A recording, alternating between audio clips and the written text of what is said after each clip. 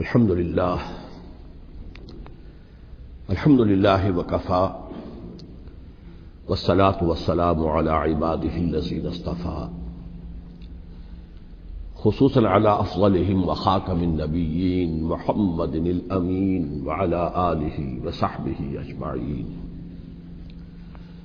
أما بعد فقد قال الله تبارك وتعالى كما ورد في سورة البقرة: اعوذ باللہ من الشیطان الرجیم بسم اللہ الرحمن الرحیم ولا تقولوا لمن يقتل في سبيل الله اموات بل احیاء ولكن لا تشعرون. وقال عز وجل كما ورد في سورة آل عمران: ولا تحسبن الذين قتلوا في سبيل الله امواتا بل احیاء عند ربهم يرزقون. وقال جل وعلا كما ورد في سورة القصص: تلك الدار الآخرة نجعلها للذين لا يريدون علوا في الأرض ولا فسادا والعاقبة للمتقين. صدق الله العظيم. رب اشرح لي صدري ويسر لي أمري واحلل عقدة من لساني يفقهوا قولي. اللهم ربنا الہمنا رشدنا واعذنا من شرور انفسنا. اللهم ارنا الحق حقا وارزقنا اتباعه وارنا الباطل باطلا وارزقنا اجتنابه. آمین یا رب العالمین. آپ کے علم میں ہے کہ آج ماہ محرم الحرام کی 15 تاریخ ہے. گویا کہ ابھی یوم عاشورہ کو گزرے ہوئے بمشکل 5 دن ہوئے ہیں. میں نے آج سے کوئی 11 دن قبل کراچی ہی میں فاران کلب کے زیر اہتمام ایک خاصے بڑے اجتماع سے خطاب کرتے ہوئے قرآن مجید کا فلسفہ شہادت بیان کیا تھا. اگرچہ میرا مین مضمون تھا قرآن مجید کا فلسفہ شہادت، تاہم اس کے ساتھ ہی میں نے، کیونکہ یہ عام طور پر بھی شہادتوں کا زمانہ شمار ہوتا ہے، ذی الحج میں حضرت عثمان رضی اللہ تعالیٰ عنہ شہید کیے گئے. یکم محرم الحرام کو حضرت عمر رضی اللہ تعالیٰ عنہ کی وفات ہوئی ہے، اگرچہ وہ زخمی ہو گئے تھے 28 ذی الحج کو. پھر یہ سانحہ کربلا پیش آیا ہے 10 محرم کو. تو یہ دن ہوتا ہے ایسا کہ جس میں انہی موضوعات پر تقاریر ہوتی ہے. تو میں نے فلسفہ شہادت کے ساتھ ساتھ ایک ضمیمے کے طور پر خلفائے ثلاثہ کی شہادت اور سانحہ کربلا کا تاریخی پس منظر بھی بیان کیا، لیکن وہ میرا اصل موضوع نہیں تھا. اصل وقت صرف ہوا تھا قرآن کا فلسفہ شہادت میں. اور دوسرے یہ کہ ان تاریخی پس منظر کے بیان میں بھی ظاہر بات ہے کہ اب سانحہ کربلا تک پہنچتے پہنچتے وقت بھی ختم ہو رہا تھا اور میری ہمت بھی اب جواب دے رہی تھی، اس لیے اس کا ذکر بہت ہی اجمال کے ساتھ ہوا تھا. اس کے اگلے ہی روز ٹیلی ویژن کے زیر اہتمام ایک مذاکرہ ہوا، اور وہ مذاکرہ جو ہے وہ پھر ٹیلی کاسٹ کیا گیا ہے عین یوم عاشورہ کو، 10 محرم الحرام کی شب. اس کے ضمن میں ایک تو وعدہ خلافی کی جو اس پروگرام کے کمپیئر ہیں انیق احمد صاحب، انہوں نے، اور میں نے اسی وقت پروگرام کے خاتمے پر ان سے یہ شکایت کر دی تھی کہ انہوں نے مجھے جو عنوان بتایا تھا وہ تھا قرآن کا فلسفہ شہادت. تو ظاہر بات ہے کہ ذہناً میں اسی کے لیے تیار ہو کر گیا تھا، لیکن وہاں انہوں نے جب شروع کی محفل تو وہاں پر انہوں نے عنوان بیان کیا امام حسین علیہ السلام کی شہادت.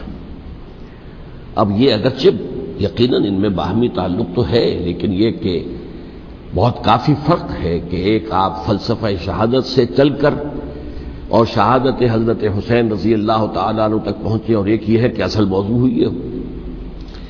بہرحال جو بھی اس وقت، تو اب ظاہر بات ہے کہ کوئی اور شکل نہیں تھی، جو بھی گفتگو ہوئی اس میں نے پورا حصہ لیا. لیکن دوسری زیادتی انہوں نے یہ کی کہ اس میں سے میرے بیان کے بہت سے حصوں کو حذف کر دیا. اس کاٹ چھانٹ سے ایک تو میرا نقطہ نظر پورے طور پر قارئین یا ناظرین کے سامنے نہیں آ سکا، سامعین کے سامنے نہیں آ سکا، اور دوسرے اس سے کچھ مغالطے بھی پیدا ہوئے. تو میں نے یہ سوچا کہ اب یہاں اس جمعے میں میں ان کی وضاحت کر دوں، اسی لیے باصرار میں نے یہ موضوع رکھوایا کہ سانحہ کربلا کا تاریخی پس منظر کیا ہے. الحمدللہ کہ جہاں تک وہ مذاکرہ جو ان کے ریکارڈنگ روم میں اسٹوڈیو میں منعقد ہوا وہ بہت ہی پرامن، بہت اچھے انداز میں ہوا، اور اس میں کوئی یعنی یوں سمجھیے کہ زیادہ آرگیومنٹ جسے کہتے ہیں اس کی بھی ضرورت پیش نہیں آئی. عموماً تمام باتوں پر کنسنسس اور ایک طرح کا اجماع سامنے آیا. اور اس کا خاص سبب یہ ہے کہ میرے علاوہ سنی علماء میں سے تو مولانا احترام الحق تھانوی صاحب تھے، اور وہ بھی بہت صلح کل قسم کے آدمی ہیں، اور شیعہ حضرات میں سے جو دو حضرات تھے وہ بھی نہایت معقول، نہایت سنجیدہ اور نہایت شرافت اور مروت کا مجسمہ نظر آئے. ان میں سے ایک صاحب سے میری پرانی یاد اللہ ہے، علامہ ڈاکٹر قلب صادق، ان کا تعلق لکھنؤ سے ہے، اور یہ میرے اندازے میں پوری طریقے سے نہیں کہہ سکتا، اس وقت جو بر عظیم پاک و ہند میں نامور علماء ہیں اہل تشیع کے، ان میں سے یہ چوٹی کی شخصیت ہے، اس میں کسی شک و شبہ کی گنجائش نہیں. بہت مسلم عالم دین ہے، نہ صرف عالم دین ہے بلکہ ڈاکٹریٹ بھی انہوں نے کی ہوئی ہے.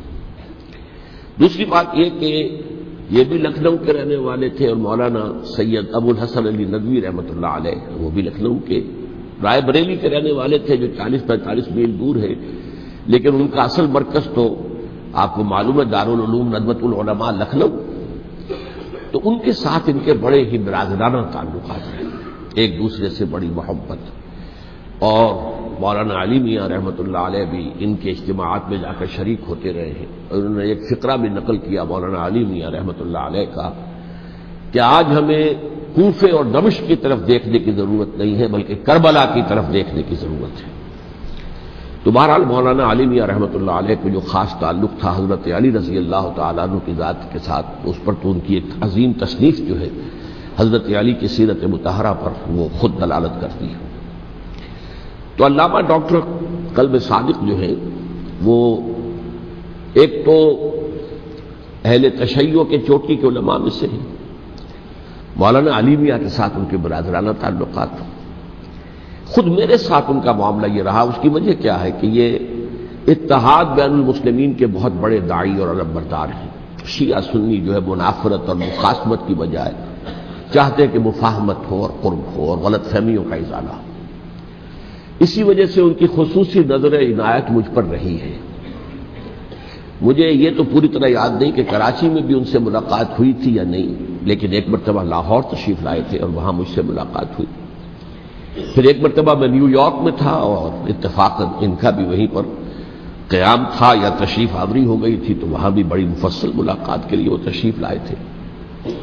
پھر میرا جو ایک کتاب کہہ لیں درمیانی شے ہے، شیعہ سنی مفاہمت کی ضرورت اور اہمیت، اس کے یہ باقاعدہ مبلغ رہے ہیں. اس کے بہت سے نسخے انہوں نے منگوا کر اپنے طور پر یہاں محرم الحرام کی جو ان کی مجالس ہوتی ہیں، اس مرتبہ بھی اسی کے لیے تشریف لائے ہوئے تھے، تو اس کے اندر انہوں نے اس کا تعارف کرایا، اس کی تعریف کی، اور اس کے بہت سے نسخے جو ہے وہ فروخت کروائے.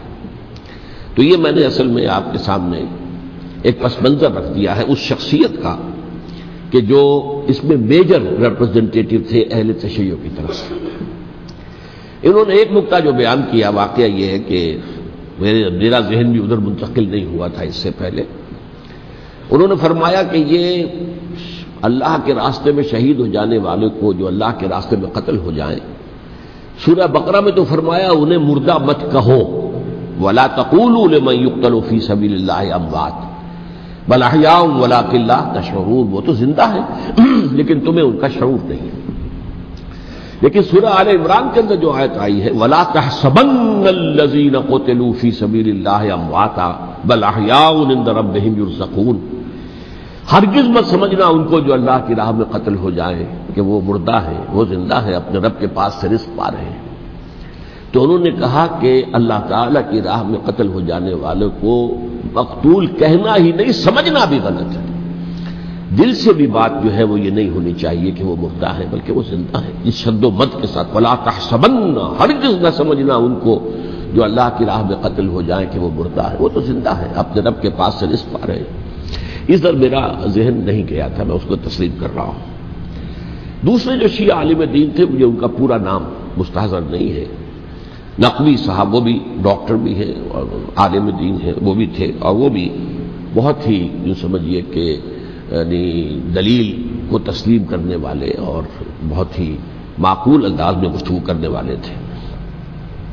بہرحال جب وہ مذاکرہ شروع ہوا تو سب سے پہلے ڈاکٹر قلب صادق صاحب کو دعوت دی گئی کہ وہ اظہار خیال کریں۔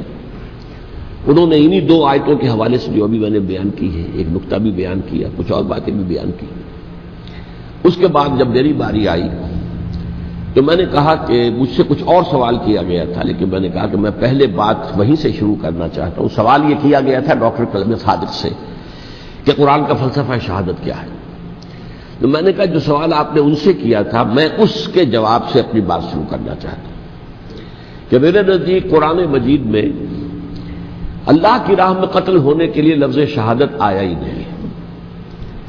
حدیث میں ضرور آیا ہے بصیغہ مجہول، فقد استشہد، اس کی شہادت قبول کر لی گئی یا اس کو شہید بنا لیا گیا، اور اس معنی میں صرف ایک جگہ پر امکان ہے پورے قرآن میں، سورہ آل عمران کی ایک آیت میں، وَيَتَّخِذَ مِنكُمْ شُهَدَاءَ، کہ وہاں اس کے معنی لیے جا سکے مقتول فی سبیل اللہ کے، باقی کہیں بھی نہیں۔ یہ تو اصل میں کار رسالت کے لیے ایک اصطلاح ہے۔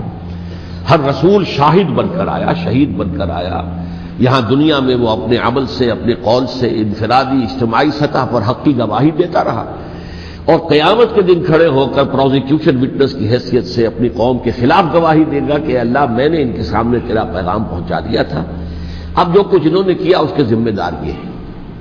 دے کانٹ پلیڈ اگنورنس، وہ یہ نہیں کہہ سکتے کہ ہمیں معلوم نہیں تھا، ہمیں بتایا نہیں گیا تھا۔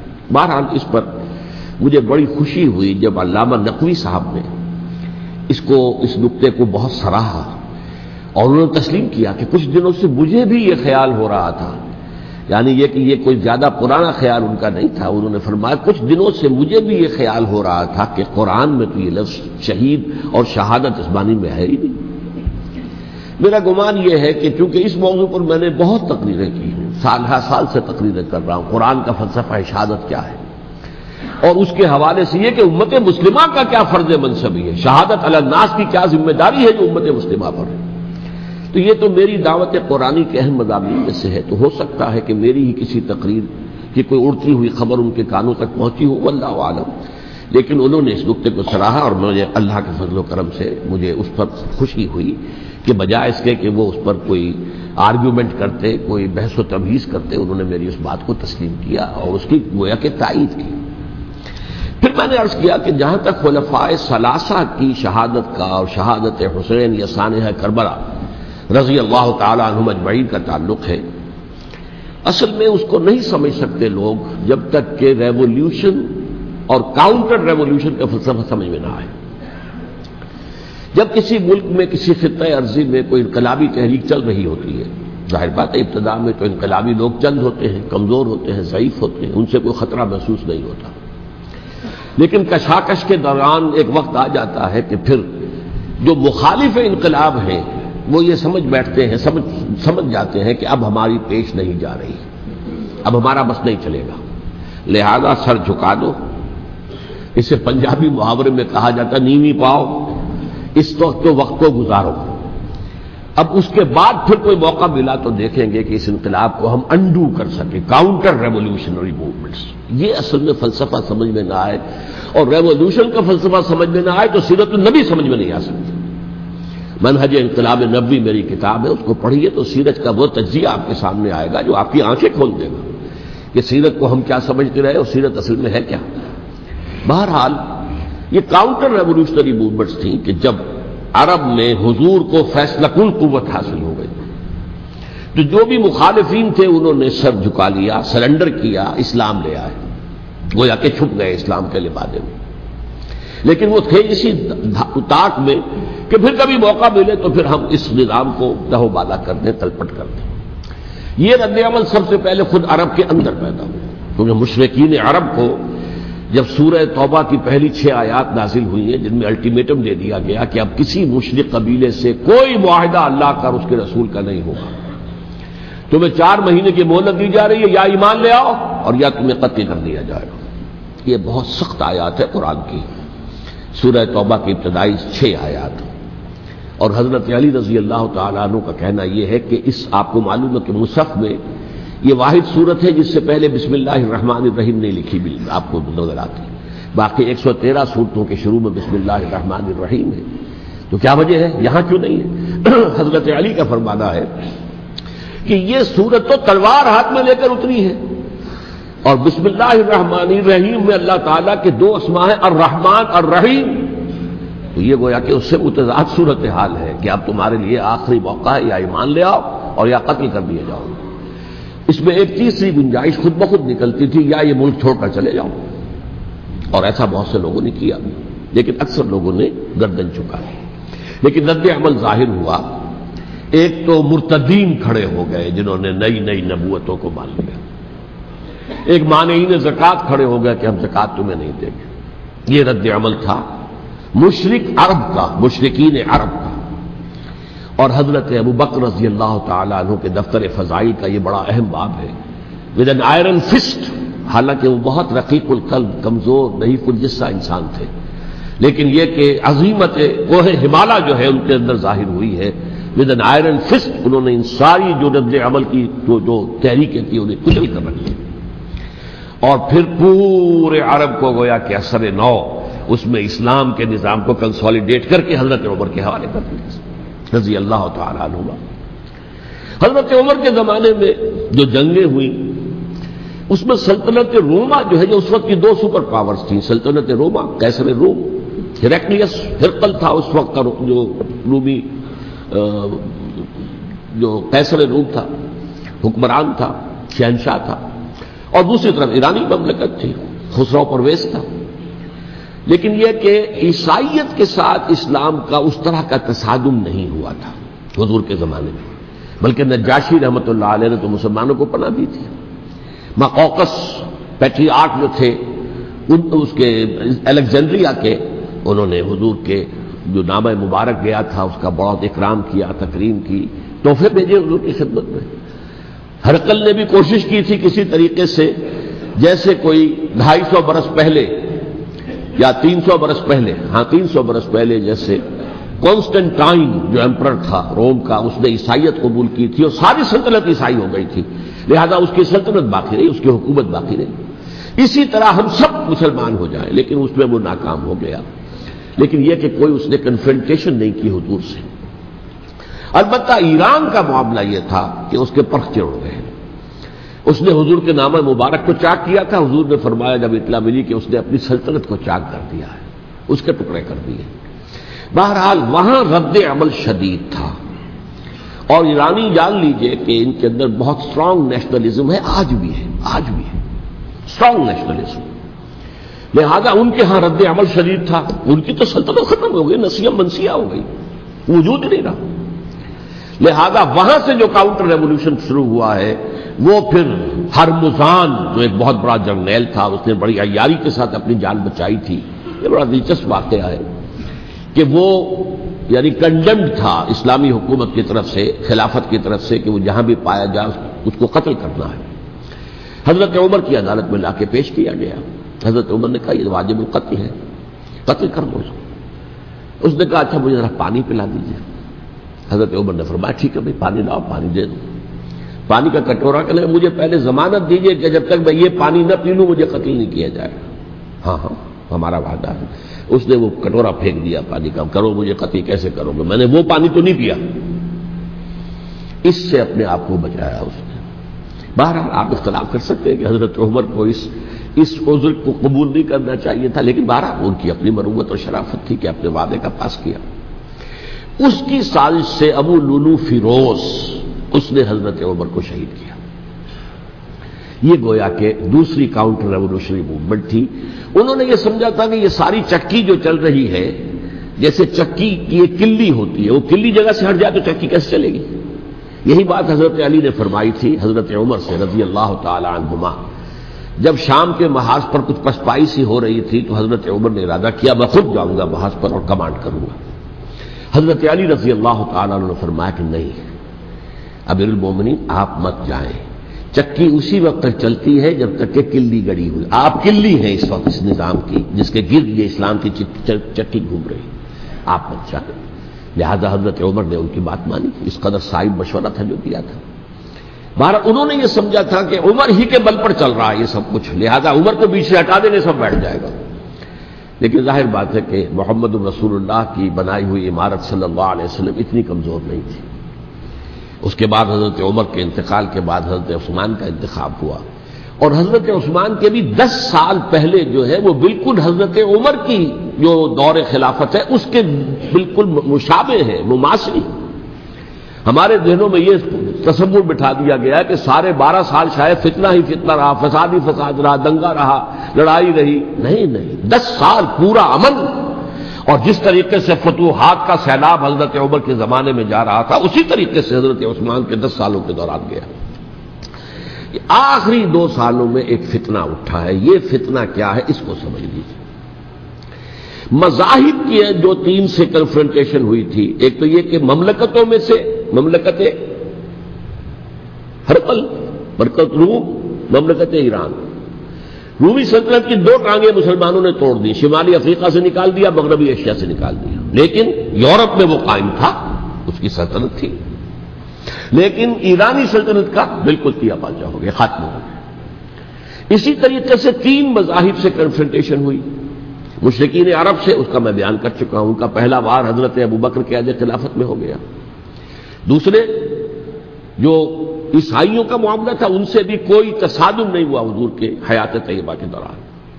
لیکن جو یہودیت بطور مذہب، اس کو ظاہر بات ہے کہ اسلام نے اس کو ختم کیا تھا کم سے کم جزیرہ نما عرب سے.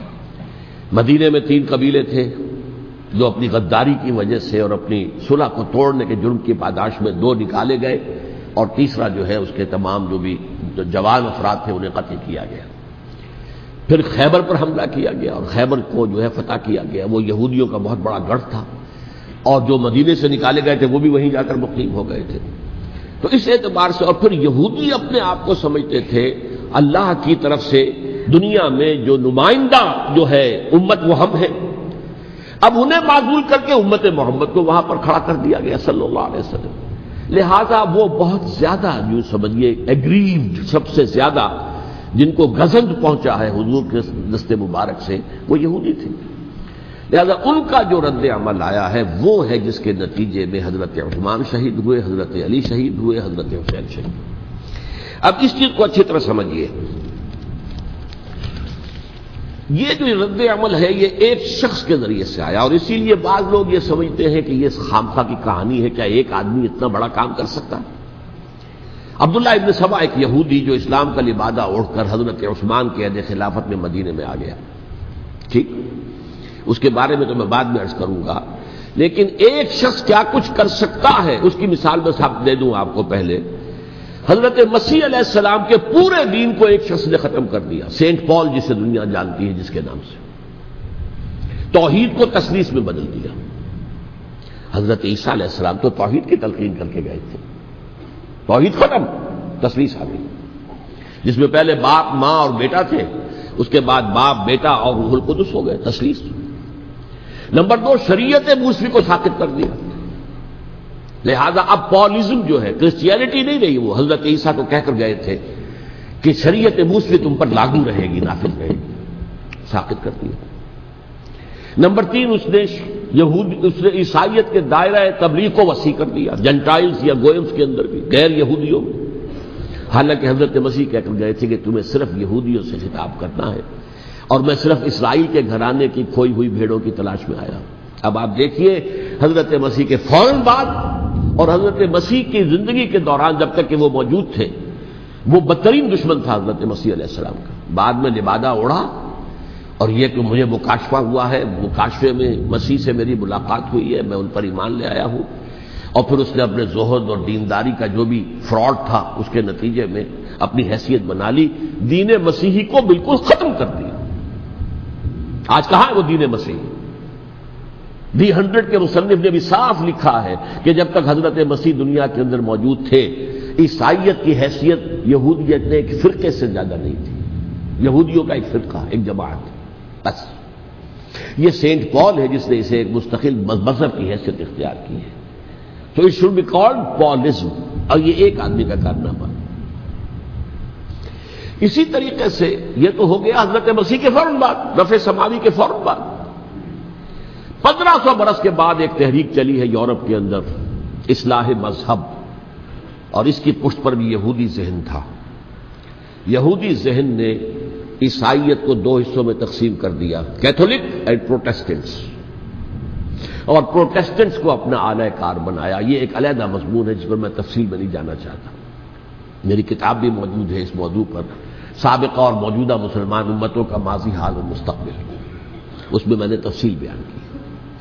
یہ جو تقسیم ہوا ہے تو وہ پہلی بات ایک یہودی، جیسے کہ علامہ اقبال نے، مارکس بھی تو ایک یہودی تھا نا، تو ابلیس کی مجلس شورا میں بڑا پیارا شعر ہے، وہ یہودی فتنہ گر، وہ روح مصدق کا بروز، ہر قبا ہونے کو ہے اس کے جنوں سے چاک چاک۔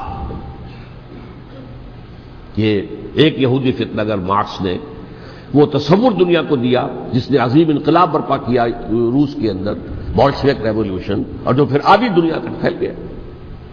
آج سے 50 سال پہلے امریکہ کانپتا تھا، روس کے سامنے کھڑا ہوا کانپ رہا تھا، اس لیے کہ روس سائنٹیفک ترقی میں امریکہ سے بہت آگے تھا، اس کے ایسٹروناٹ پہلے گئے ہیں خلا کے اندر، امریکہ تو بہت پیچھے تھا۔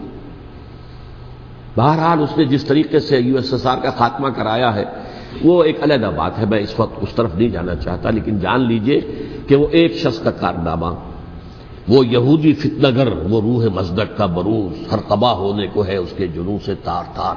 اسی طرح وہ عبداللہ ابن سبا یہودی فتنہ گر۔ آج اہل تشیع میں سے بعض حضرات کہتے ہیں کہ یہ عبداللہ ابن سبا یہ تو افسانوی شخصیت ہے، اس کی حقیقت کوئی تھی ہی نہیں، حالانکہ ان کی اپنی کتاب میں رجال کشی کے اندر اس کا ذکر موجود ہے، اور یہ بھی موجود ہے کہ حضرت علی رضی اللہ تعالیٰ عنہ نے اپنے عہد خلافت میں اسے زندہ جلوایا ہے۔ اس کی وجہ کیا تھی؟ یہ آیا مدینے کے اندر اسلام کا لبادہ اوڑھ کر، اس نے چند عقیدوں کی اشاعت شروع کی۔ سب سے پہلے حضرت علی تو خدا ہیں، گاڈ انکارنیٹ، اوتار کا تصور، جیسے ہندوؤں میں ہے رام چندر جی خدا کا اوتار، اور عیسائیت میں بھی پہلے گاڈ انکارنیٹ کا تصور تھا کہ حضرت مسیح خدا کا اوتار ہے، انکارنیشن آف گاڈ۔ تو اس نے کہا کہ حضرت علی تو خدا کا اوتار ہے، خدا ہے۔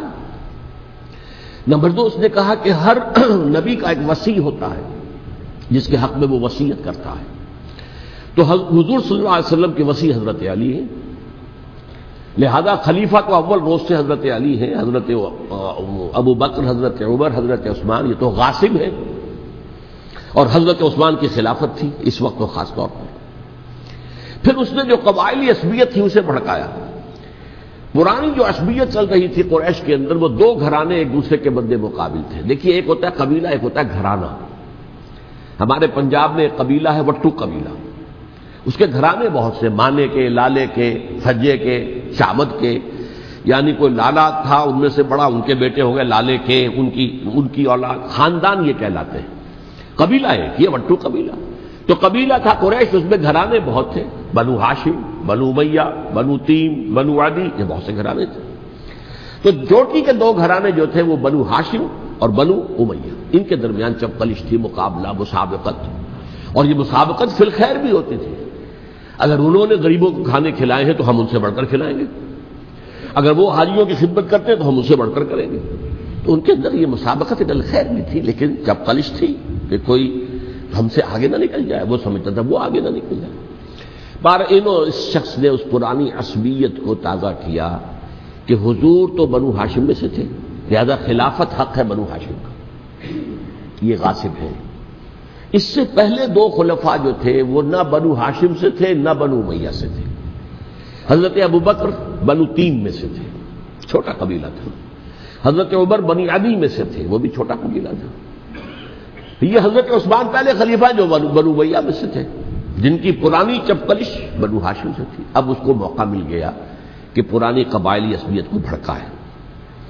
یہ ہے اصل میں اس فتنے کا پس منظر عبداللہ ابن سبا نے جو آ کر پھیلایا ہے، اور اس کی تفصیل میں اس وقت میں نہیں جا سکتا، کیسے یہ فتنہ پروان چڑھا، کیا انہوں نے اسٹریٹجی اختیار کی، کہ یہ کیا کرتے تھے، گروہ بنا کر بھیجتے تھے لوگوں کو، کوفے میں جاؤ تو وہاں پر دمشق کے گورنر کے خلاف اور مصر کے گورنر کے خلاف الزامات لگاؤ، اس نے یہ کیا، وہ غبن کر گیا، وہ یہ کر گیا، وہ خیانت کر رہا ہے، وہ رشتہ داروں کو پال رہا ہے، اور عثمان کے خلاف بھی تقریریں کرو رضی اللہ تعالی عنہ۔ دمشق میں جاؤ تو کوفے کے گورنر کے خلاف، کیونکہ دمشق کے گورنر کے خلاف بات کرو گے تو لوگوں کو معلوم ہوگا کہ یہ جھوٹ بول رہے ہیں، لیکن یہ کہ وہاں تو تم بات کرو کوفے کے گورنر کے خلاف اور مصر کے گورنر کے خلاف اور حضرت عثمان کے خلاف۔ مصر میں جاؤ تو بات کرو کوفے کے اور شام کے گورنر کے خلاف اور حضرت عثمان کے خلاف۔ یہ انہوں نے ایسا اٹھایا، اور اس زمانے میں آپ کو معلوم ہے ذرائع رسل و رسائل تھے نہیں، نہ اس فتنے کی پتہ چل سکا جب تک کہ وہ فتنہ جو ہے پوری طرح برگ و بار لا کر تراور درخت نہیں بن گیا۔ اس کے نتیجے میں حضرت عثمان رضی اللہ تعالی عنہ شہید ہوئے، اور خلیفہ پھر حضرت علی رضی اللہ تعالی عنہ کو انہی سوائیوں نے، جنہوں نے گھیراؤ کیا تھا، جنہوں نے حضرت عثمان کو شہید کیا ہے، یہی حضرت علی رضی اللہ تعالیٰ عنہ کے ارد گرد ہوئے۔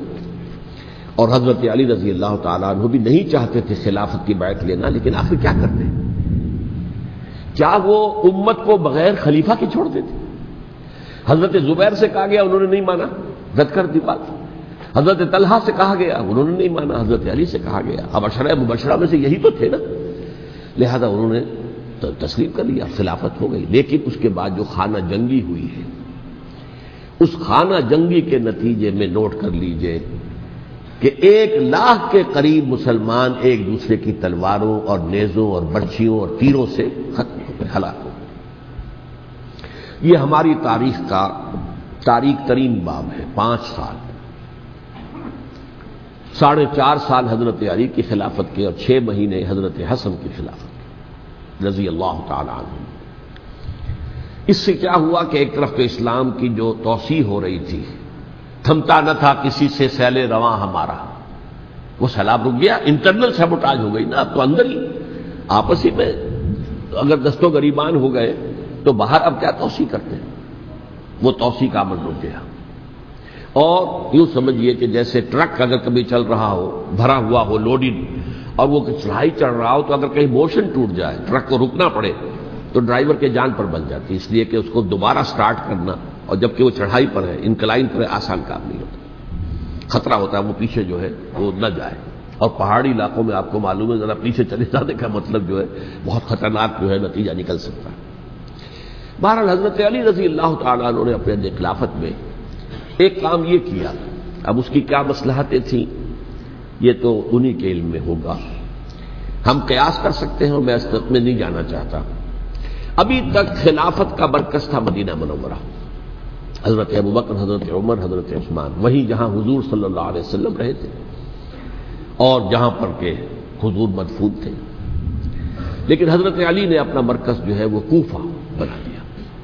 اچھا، اس کی ایک ظاہری وجہ یہ سمجھ میں آتی ہے کہ اسلام کا جو پھیلاؤ ہو گیا تھا، وہ سلطنت اتنی وسیع ہو گئی تھی کہ مدینہ منورہ بہت جنوب میں اور بڑے صحرا کو عبور کر کے جانا ہوتا تھا۔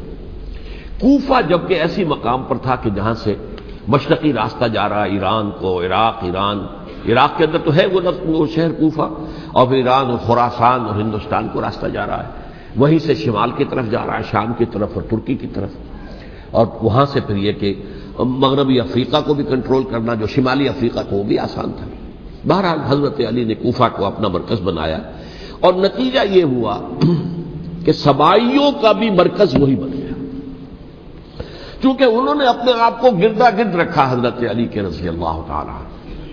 اب ظاہر بات ہے کسی پرٹیکولر پرسن کے خلاف تو کوئی مقدمہ موجود تھا نہیں، بلکہ جب جنگ جمل ہو رہی تھی، ابھی جنگ نہیں ہوئی تھی، حضرت عائشہ، حضرت طلحہ، حضرت زبیر وہ لے کر آئے تھے لشکر اس مطالبے کے لیے کہ حضرت عثمان کے قاتلوں کو سزا دی جائے، قصاص لیا جائے۔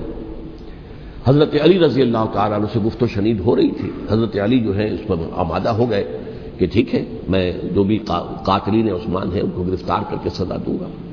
عین اسی وقت کوفے کی مسجد کے اندر جو ہے 10,000 کا مجمع کھڑا ہو گیا، ہم سب قاتل عثمان ہیں، لو ہم سے بدلہ کہاں سے ہوگا. اور انہوں نے کیا کیا؟ جاتے ہی جنگ چھیڑ دی. جب چھڑ جائے تو یا مرو یا مارو، اس کے سلاوہ تو کوئی چارہ کار ہوتا ہی نہیں. ایک رات میں 10,000 مسلمان شہید ہوئے، جن میں 2 عشرہ مبشرہ میں سے حضرت زبیر اور حضرت طلحہ رضی اللہ تعالیٰ. تو یہ صورت تھی، سبائیوں نے گھیراؤ کیا حضرت علی کا رضی اللہ تعالیٰ. حضرت معاویہ دعوے دار نہیں تھے خلافت کے، قطعاً نہیں. ان کا صرف ایک دعویٰ تھا، اور وہ یہ تھا کہ عثمان کے قاتلوں کو گرفتار کرو، یا خود سزا دو یا ہمارے حوالے کرو، ہم اس سے قصاص لیں گے. اس لیے کہ قبیلہ بنو امیہ کا تھا، اور حضرت امیر معاویہ بنو امیہ میں سے. تو ایک خاندانی طور پر جو ہے ہم قصاص لیں گے ان سے جنہوں نے قتل کیا ہے حضرت عثمان کو.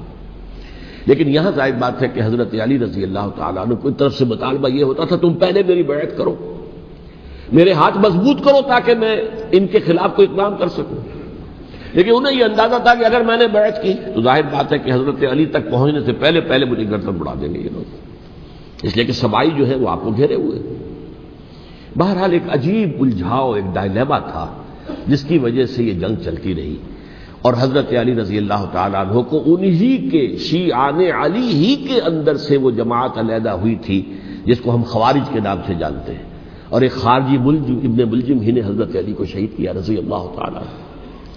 پھر حضرت حسن رضی اللہ تعالیٰ عنہ، اب دیکھیے کس قدر صحیح بات تھی جو حضرت علی رضی اللہ تعالیٰ عنہ نے فرمائی جب ان سے کہا گیا کہ کیا ہم آپ کے بیٹے حسن کے ہاتھ پر بیعت کر لیں رضی اللہ تعالیٰ عنہ. فرمایا نہ میں تمہیں اس کا حکم دیتا ہوں نہ میں اس سے روکتا ہوں، یہ تمہارا معاملہ ہے. امرہم شورا بینہم، تم اپنے باہمی مشورے سے جو فیصلہ کرو گے ٹھیک ہے، میں نہ حکم دیتا ہوں نہ روکتا ہوں. اس کا کیا مطلب ہے؟ باپ کے بعد بیٹے کی خلافت ہرگز حرام نہیں ہے، ورنہ کہتے کیسے ہو سکتا میرا بیٹا؟ نہیں، یہ نہیں کہا آپ نے. حضرت عمر سے بھی کہا گیا تھا کہ اپنے بیٹے کو نامزد کر دیں، عبداللہ ابن عمر کو، تو انہوں نے جواب میں کیا کہا؟ اسے تو طلاق دینی بھی نہیں آتی. انہوں نے اپنی کسی زوجہ کو طلاق دی تھی اور اس میں جو صحیح ترین طریقہ ہے وہ اختیار نہیں کیا تھا. انہیں طلاق دینے تک نہیں آتی تو میں اسے خلیفہ بنا دوں. یہ نہیں کہا تھا کہ باپ کے بعد بیٹا خلیفہ نہیں ہو سکتا، یہ تو نہیں تھا. کہیں حرام نہیں ہے، نہ کتاب و سنت میں، نہ کوئی حدیث ہے، نہ کہیں قرآن مجید میں. تو حضرت علی نے بھی فرمایا رضی اللہ تعالی نہ میں روکتا ہوں نہ حکم دیتا ہوں، یہ تمہارا اپنا معاملہ ہے. بہرحال حضرت حسن رضی اللہ تعالی عنہ نے حضرت امیر معاویہ سے صلح کر لی، خلافت ان کے سپرد کر دی. دیکھیے میں حضرت ابوبکر، حضرت عمر، حضرت عثمان، حضرت علی کے ساتھ حضرت حسن کے دور خلافت کو بھی خلافت راشدہ میں سے سمجھتا ہوں. اور تبھی 30 سال پورے ہوتے ہیں اس حدیث کے مطابق کہ حضور نے فرمایا خلافت 30 برس رہے گی پھر ملوکیت آ جائے گی. تو حضرت حسن کا بہت بڑا کارنامہ یہ ہے کہ اس خانہ جنگی کا دروازہ بند کر دیا. اور یہ پیشن گوئی تھی حضور کی صلی اللہ علیہ وسلم حضرت حسن کو جب بچے تھے حضور کے انتقال سے پہلے، میرا یہ بیٹا مسلمانوں کے 2 گروہوں میں صلح کرائے گا. یہ حضور کی پیشن گوئی تھی، اور وہ پیشن گوئی حضرت حسن کے علم میں بھی ہوگی یقیناً. بہرحال انہوں نے صلح کی حضرت امیر معاویہ کے ساتھ رضی اللہ تعالی عنہ، خلافت ان کے حوالے کر دی اور کچھ شرائط تھیں طے ہو گئی. اللہ خیر سکتا. حضور کی تو یہ پیشن گوئی جو ہے صحیح ثابت ہوئی کہ میرا یہ بیٹا مسلمانوں کے 2 بڑے گروہوں کے درمیان صلح کرا دے گا.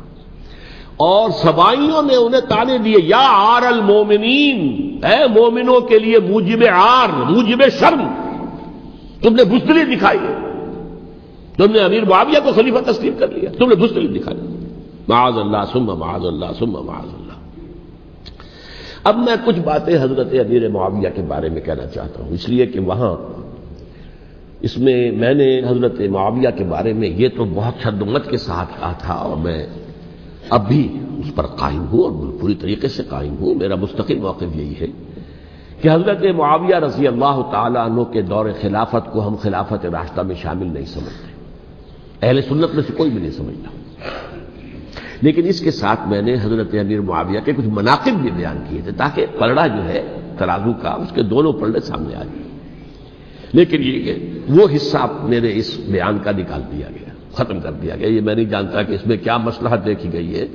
اس میں تو کسی کے لیے کوئی معاملہ ایسا نہیں تھا کسی کے جذبات کو جو ہے وہ ٹھیس پہنچانے والا. کیونکہ میں نے کہا وہ خلیفہ راشد نہیں تھے، صاف میں نے کہا، بلکہ وہ دور ملوکیت کا آغاز ان سے ہو گیا ہے۔ بلکہ جب ایک صاحب نے یہ کہا کہ کربلا کے بعد سے دور ملوکیت آ رہی تھی، تو میں نے کہا نہیں جناب، دور ملوکیت تو 20 سال پہلے پوری ہو چکی تھی، شروع ہو چکی تھی۔ حضرت امیر معاویہ کے بھی 20 سال جو ہے وہ دور ملوکیت میں شمار ہیں۔ انہیں کسری العرب بھی کہا گیا، عرب کے کسریٰ، جو شہنشاہ ایران کا خطاب تھا، حضرت معاویہ رضی اللہ تعالیٰ عنہ کو کسری العرب کہا گیا، عرب کا کسریٰ یہ۔ لیکن دوسری طرف یہ ہے کہ وہ صحابی رسول ہیں رضی اللہ تعالیٰ، حضور کے برادر نسبتی بھی ہیں، حضور کے سالے ہیں، ان کی ہمشیرہ ام حبیبہ حضور کی زوجہ محترمہ ہیں، ام المومنین ہیں، ام حبیبہ رضی اللہ تعالیٰ عنہ۔ پھر کس قدر معتمد علیہ تھے حضور کے کہ کاتبان وحی میں شامل تھے، وحی کی کتابت کرنے والے چند لوگ تھے جنہیں کہ حضور کہتے تھے کہ اب یہ آیت لکھ لو، ان میں سے ایک امیر معاویہ بھی رضی اللہ تعالیٰ۔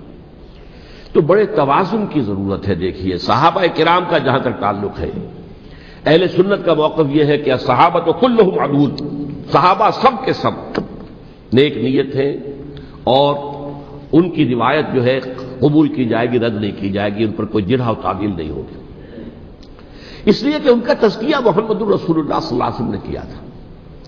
لہذا یہ تو ہو سکتا ہے کہ کسی صحابی سے کوئی خطا ہو جائے، لیکن وہ خطا اجتہادی ہوگی، نیت کی خطا نہیں ہوگی، نیت کی غلطی نہیں ہوگی۔ اگر کسی صحابی کی نیت پر حملہ کیا جائے تو یہ اصل میں طعن ہے، حملہ ہے حضور پر کہ وہ تربیت دے نہیں سکے اپنے ساتھیوں کو، معاذ اللہ ثم معاذ اللہ ثم معاذ اللہ، وہ تزکیہ کر ہی نہیں سکے۔ 3 جگہ جو قرآن میں آیا ہے یتلو علیہم آیاتہ ویزکیہم، تو کیا تزکیہ کیا؟ اگر ان کے قریب ترین ساتھی جو تھے، اگر ان کے اندر بھی بدنیتی تھی اور دنیا کی طلب تھی اور دنیا کے اندر اقتدار حاصل کرنے کا جذبہ تھا، تو پھر کیا تزکیہ کیا؟ معاذ اللہ ثم معاذ اللہ۔ لہذا صحابہ سب کے سب عدول ہیں، اور ان سے اختلاف ممکن ہے، لیکن ان کی نیت پر حملہ نہیں ہو سکتا۔ تو حضرت امیر معاویہ کی شخصیت ایک چیز ہے، آپ کا دور خلافت دوسری چیز ہے۔ شخصیت کے اعتبار سے صحابی رسول ہیں، برادر نسبتی ہیں حضور کے صلی اللہ علیہ وسلم، اور پھر یہ کہ اس قدر معتمد علیہ ہے صحابہ میں سے کہ وہ کاتبان وحی، یہ عام آدمی کے کرنے کا کام نہیں تھا جو وحی کی کتابت کرے، اللہ کے کلام کی۔ البتہ یہ ہے کہ جیسا کہ میں نے عرض کیا، ان کا دور خلافت راشدہ نہیں ہے، وہ ملوکیت کا دور ہے۔ یہ میں نے جیسا عرض کیا، میں نے ایک صاحب نے جب یہ کہا کہ ملوکیت شروع ہو رہی تھی، میں نے کہا شروع نہیں ہو رہی تھی، ملوکیت تو 20 سال پہلے شروع ہو چکی تھی۔ اسی طریقے سے ایک صاحب نے کہا تھا کہ اسلام کو قائم کرنے کے لیے حضرت حسین میدان میں آئے، میں نے کہا یہ بھی غلط ہے، اسلام تو 60 سال پہلے قائم ہو چکا تھا، نبی اکرم صلی اللہ علیہ وسلم کے دستے مبارک سے اسلام قائم ہو گیا، جاء الحق وزهق الباطل ان الباطل کان زهوقا، پھر 30 برس تک وہ کامل شکل کے اندر قائم رہا۔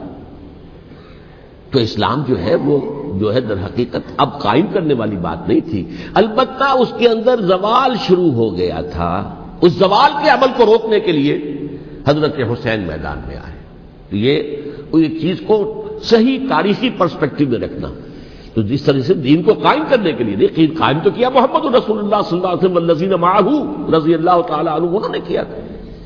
ہاں اب جو ہے وہ اپنی اس شاندار حیثیت سے نیچے گرنے لگا تھا، وہ میں بعد میں عرض کروں گا کہ میں نے اسے کیا عرض کیا تھا کہ یہ اس زوال کو روکنے کے لیے کسی طریقے سے یہ اپنی اصل حقیقت میں قائم رہے، یہ حضرت حسین رضی اللہ تعالیٰ عنہ کی سعی تھی۔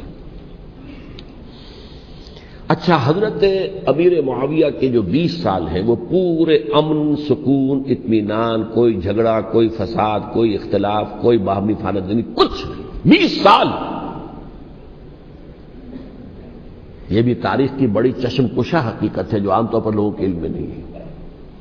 سبائی بھی دبکے رہے، حضرت امیر معاویہ کی حکومت اتنی مضبوط تھی، کنٹرول، کہ ان کو کچھ سر اٹھانے کا موقع نہیں ملا، موجود تھے، دبکے رہے۔ جیسا کہ میں نے کہا ریولوشن کے آخری مرحلے پر آ کر جو مخالفین ہیں وہ دب جاتے ہیں کہ پھر دیکھیں گے موقع ملے گا تو پھر لیں گے ان سے حساب کتاب۔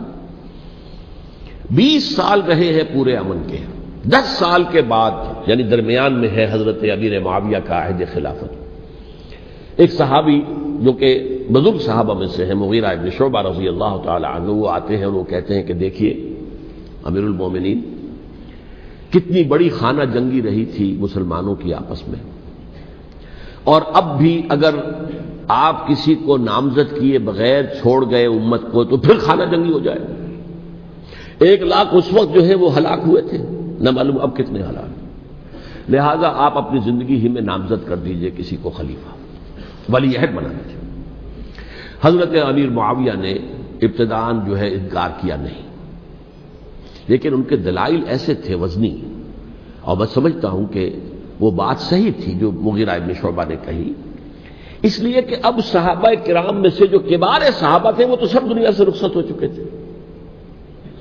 اب تو یا صغار صحابہ رہ گئے تھے جو حضور کے زمانے میں بچے تھے، حضرت حسن، حضرت حسین، عبداللہ ابن زبیر، یہ بچے تھے نا، یا تو وہ تھے، اور یا بالکل نو مسلم تھے. اور نو مسلموں میں بڑی تعداد وہ تھی جو ایرانیوں کی تھی، شامیوں کی تھی، ادھر کی تھی، ادھر کی تھی. تو ان کو تو ظاہر بات ہے کہ تربیت نبوی سے کیا خلافت راشدہ سے بھی اکثر و بیشتر کو کوئی حصہ ملا ہی نہیں. تو اس صورت میں اب وہ اعلیٰ ترین معیار پر حکومت کے نظام کو قائم کرنا ممکن نہیں ہے. کوئی قبائلی عصبیت جب تک حکومت کی پشت پر نہیں ہوگی، حکومت مستحکم نہیں ہوگی. یہ گویا کہ ایک جس کو کہتے ہیں کہ حقیقت بینی، واقعیت پسندی، ایک آئیڈیلزم ہے اور ایک ریئلزم ہے کہ آپ فیکٹس آن دی گراؤنڈ کو غور کریں، سوچیں اس کے اوپر اور پھر کوئی فیصلہ کریں. اس اعتبار سے پھر حضرت امیر معاویہ نے بات مان لی اور بیعت لے لی لوگوں سے حضرت یزید کے لیے کہ یہ خلیفہ ہوں گے میرے بعد. اس کو ولی عہدی کہتے ہیں. اچھا، اس وقت 5 افراد ایسے تھے کہ جنہوں نے اس سے اختلاف کیا. یہ بات بہت اہم ہے. میرا کتابچہ ہے سانحہ کربلا، اس کے کچھ نسخے آج یہاں ہوں گے، آپ لوگ پڑھیے اسے غور سے اور پھیلائیے تاکہ حقیقت سامنے آئے. 5 افراد کون تھے جو ہونے چاہیے؟ ابو بکر فوت ہو گئے، ان کے بیٹے عبد الرحمن ابن ابی بکر. عمر فوت ہو گئے، ان کے بیٹے عبداللہ ابن عمر. عباس فوت ہو گئے، ان کے بیٹے عبداللہ ابن عباس. زبیر فوت ہو گئے، ان کے بیٹے عبداللہ ابن زبیر. اور حضرت حسن جو ہے ان کا انتقال ہو چکا تھا، حضرت علی کے بیٹے حضرت حسین رضی اللہ تعالی عنہ مجمعین. حضرت حسن کے بارے میں ایک فریق کا کہنا یہ ہے کہ انہیں زہر دے کر ہلاک کیا گیا. اہل تشیع کا قول یہ ہے، جبکہ اہل سنت کہتے ہیں کہ نہیں، وہ اپنی جو بھی طبی موت تھی اس سے ان کی وفات. لیکن میں اس میں نہیں جانا چاہتا، اس لیے کہ یہ مائکرو ہسٹری جو ہے نا، وہ تو ایک ایک واقعے کے لیے ادھر کی روایات کیا، ادھر کی کیا ہیں، ان کے پاس کیا دلائل، یہ تو کسی ریسرچ اسکالر کا موضوع ہے، میرا موضوع نہیں ہے. لیکن بہرحال یہ 5 حضرات تھے جنہوں نے ولی عہدی کی بیعت نہیں کی. لیکن حضرت معاویہ اتنے حلیم الطبع انسان تھے، انہوں نے جبر نہیں کیا، کوئی تشدد نہیں کیا. ٹھیک ہے، ولی عہدی کی بیعت نہیں کر رہے، کوئی بات نہیں، میری بیعت تو کی ہوئی ہے نا، ابھی تو میں زندہ ہوں، بات ختم ہو گئی. میری بیعت کو تو نہیں توڑا انہوں نے، فسخ بیعت نہیں کی. اس اعتبار سے انہوں نے نہ کوئی تشدد کیا، نہ جبر کیا، نہ کوئی مواخذہ کیا. لیکن جب امیر معاویہ کا انتقال ہو گیا، اب ولی عہدی کی بجائے وہ اب خلافت کی بیعت کی. سب لوگوں نے بیعت کر لی. ان 5 میں سے ایک فوت ہو چکے تھے. حضرت عبد الرحمن ابن ابی بکر فوت ہو چکے رضی اللہ تعالی. 4 تھے. ان 4 میں ایک اختلاف ہوا. 2 کی رائے یہ تھی، عبداللہ ابن عمر، عبداللہ ابن عباس، کہ اگرچہ یہ کام غلط ہوا ہے، اسلام کی روح کے منافی ہوا ہے، یہ بادشاہت کی بنیاد پڑ رہی ہے، لیکن یہ بات ایسی نہیں ہے کہ اس کی بنا پر ہم خانہ جنگی شروع کروا دیں، امت کے اندر خون خرابہ کروائیں، فساد کروائیں. لہذا انہوں نے بیعت کر لی. اب کوئی اگر یہ کہے معاذ اللہ کہ وہ بک گئے تھے یزید کے ہاتھوں، معاذ اللہ ثم معاذ اللہ، وہی بات آپ اختلاف کر سکتے ہیں کہ انہیں نہیں کرنی چاہیے تھی. یہ کوئی رائے رکھے، مجھے اختلاف نہیں، لیکن ان کی نیت پر حملہ کریں گے تو حملہ محمد رسول اللہ پر ہوگا صلی اللہ علیہ وسلم. عبداللہ ابن عمر کون ہیں؟ کتنی حدیثیں ان سے جو ہے وہ منقول ہیں. عبداللہ ابن عباس کون ہے؟ جنہیں حضور نے جو ہے ان کے لیے دعا کی تھی، اے اللہ فقہہ فی الدین وعلمہ التاویل، اے اللہ اس نوجوان کو دین کا فہم عطا کر اور قرآن کی تعویل اور تفسیر کا علم عطا کر. حبر الامہ کہلاتے ہیں. وہ کہیں پیسوں اور ٹکوں کے عوض بن جانے والے نہیں تھے. انہوں نے امت کی مصلحت دیکھی، نیت جو ہے اس پر حملہ نہ کیجیے. البتہ اختلاف کا حق آپ کو حاصل ہے. 2 حضرات جو ہے ڈٹے رہے کہ نہیں، ہمیں کم وٹ میں ریزسٹ کرنا ہے. عبداللہ ابن زبیر عمر کے اعتبار سے وہ بڑے ہیں. مسلمانوں میں سب سے پہلے ولادت مدینے میں جا کر جو ہوئی ہے وہ عبداللہ ابن زبیر کی ہوئی ہے. ہجرت کر کے جب مہاجرین وہاں پہنچے کچھ عرصے تک کسی کے ہاں کوئی اولاد نہیں ہوئی تو لوگوں نے تانے دینے شروع کر دیے کہ معلوم ہوتا ہے کہ یہاں آ کر یہ مکے کے رہنے والے جو ہیں کمزور ہو گئے ہیں، ان کے ہاں اولاد ہی نہیں ہو رہی. پھر عبداللہ ابن زبیر کی ولادت ہوئی ہے. یہ حضرت ابو بکر کے نواسے ہیں. حضور کی زوجہ محترمہ حضرت عائشہ کی بہن حضرت دیکھیے ابھی نام نکل گیا ہے جی، حضرت اسماء رضی اللہ تعالی عنہما، یہ ان کے صاحبزادے ہیں، حضرت زبیر کے بیٹے. ان کا فیصلہ ہوا کہ ہمیں رجسٹ کرنا ہے کم وقت میں ایٹ اینی کاسٹ. حضرت حسین ابن علی رضی اللہ تعالی عنہما کا بھی فیصلہ ہوا کہ ہمیں رجسٹ کرنا ہے کم وقت میں. البتہ ان میں بھی ایک اختلاف ہو گیا، یعنی یہ دو تو جڑے رہے، ان دو میں اختلاف ہو گیا. عبداللہ ابن زبیر کا کہنا یہ تھا کہ ہمیں حجاز میں رہنا چاہیے، یہ سرزمین ہے جس میں نبوت کی برکات سب سے زیادہ ہیں، یہاں ہم مضبوط قلعے کے اندر ہیں، ہمیں یہاں سے جو ہے رجسٹ کرنا چاہیے اور ختم کرنا چاہیے اس نظام کے اندر جو خرابی آ گئی ہے. حضرت حسین رضی اللہ تعالیٰ عنہ کے پاس خطوط کا تانتا بنا ہوا تھا. کوفے سے لوگ خط لکھ رہے تھے، آئیے آئیے آئیے، ہم آپ کے ہاتھ پر بیعت کریں گے، ہم آپ کے ہاتھ پر بیعت کریں گے، ہم آپ کے ہاتھ پر بیعت کریں گے. یہی وہ کوفہ جو حضرت علی کا دارالخلافہ رہا تھا اور جو پھر سبائیت کا گڑھ بن گیا تھا. چنانچہ حضرت حسین نے حضرت مسلم بن عقیل کو بھیجا وہاں پر کہ میرے نمائندے کی حیثیت سے جا کر وہاں پر بیعت لو. 10-12 ہزار افراد نے بیعت کر لی. لیکن اس کے بعد یزید کی طرف سے گورنر بنا کے بھیجا گیا ابن زیاد کو. ابن زیاد نے آ کر جو تشدد کیا اور سختی کی تو سب کے سب بیعت توڑ کر اور سب منحرف ہو گئے. مخلصین تو وہ تھے نہیں. الکوفی لایوفی، کوفی جو ہے وہ تو کوئی وعدہ وفا کرنے والا ہوتا ہی نہیں.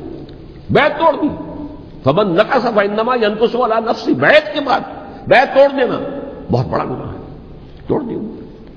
ادھر اطلاع مل گئی حضرت حسین کو، چل چکے تھے، وہ راستے میں تھے کہ وہاں تو مسلم بن عقیل شہید ہو گئے اور سب لوگوں نے بیعت توڑ دی. اب واپس جانا چاہتے تھے لیکن مسلم بن عقیل کے بیٹے جو ہے اڑ گئے. یہ عرب کی اپنی ایک جو ہے پرانی ان کی حمیت اور ان کا قبائلی نظام کہ اب ہم اپنے والد کے خون کا قصاص لیے بغیر نہیں جائیں گے. حضرت حسین رضی اللہ تعالیٰ عنہ کی مروت اور شرافت کہ یہ میرا ساتھ دینے کے لیے آئے تھے، اب میں ان کا ساتھ نہ دوں تو یہ تو شرافت اور مروت کے خلاف ہے. کہا اچھا چلو چلتے. وہاں جا کر بھی عین اپنے میدان کے اندر بھی حضرت حسین رضی اللہ تعالیٰ عنہ نے 3 چیزیں پیش کی ان کوفیوں کے لشکر کے خلاف. سب سے بڑا لشکر کے اندر سب سے بڑے تو کوفی تھے جنہوں نے بیعتیں کی ہوئی تھی حضرت حسین کے ساتھ. دیکھو مجھے جانے دو واپس حجاز کی طرف، یا مجھے سرحدوں پر بھیج دو تاکہ میں کافروں کے ساتھ جنگ کرتے ہوئے اپنی جان دے دوں، یا مجھے یزید کے پاس جانے دو، میں اپنا معاملہ اس سے طے کر لوں. لیکن کوفیوں کو یہ گوارا نہیں تھا. اگر یہ یزید کے پاس پہنچ گئے تو ہمارا کچا چٹھا بیان کر دیں گے کہ مجھے تو ان لوگوں نے برگلا کر بلایا تھا. اس لیے کہ دیکھیے حضرت امیر معاویہ کے 20 سالوں کے دوران میں بتا چکا ہوں ان کی حکومت اتنی مستحکم تھی کہ اس کے خلاف کوئی فتنہ اٹھانا ممکن نہیں تھا.